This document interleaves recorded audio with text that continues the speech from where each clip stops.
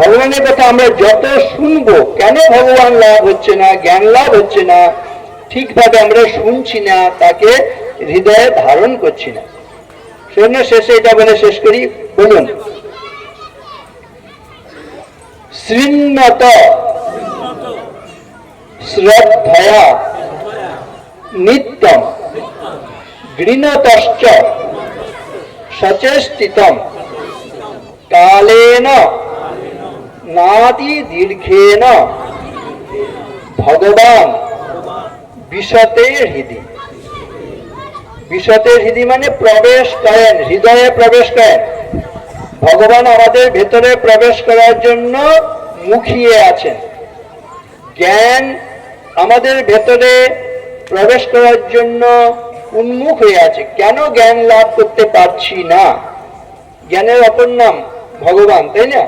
কেন ভগবান লাভ করতে পারছি না, প্রকৃত জ্ঞান লাভ করতে পারছি না?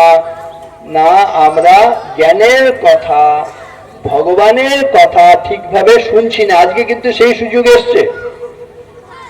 যদি আমরা এই মুহূর্তে বিশ্বাস নিয়ে, ভক্তি নিয়ে ভগবানের কথা শুনছি ভেবে যদি শুনি, বলছে গঙ্গা, যমুনা, গোদাবরী, সরস্বতী সমস্ত তীর্থ এখানে এসছে, এবং সেই কানের ভিতরে দিয়া মরমে পশিল বলে কথা আছে।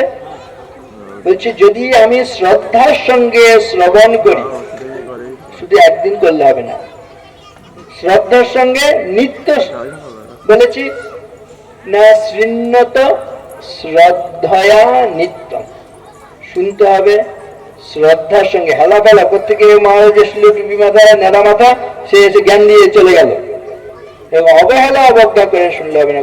যে একটা বাচ্চা শিশুর মুখ দিয়েও আপনাকে একটা এমন উচ্চ কথা শুনিয়ে দিতে পারে, হয়তো তার মধ্য দিয়েই আপনার জীবন বিকশিত হবে, তাই না, সুন্দর হয়ে যাবে। সেজন্য ওরকম হেলা অবহেলা করা না, শ্রদ্ধার সঙ্গে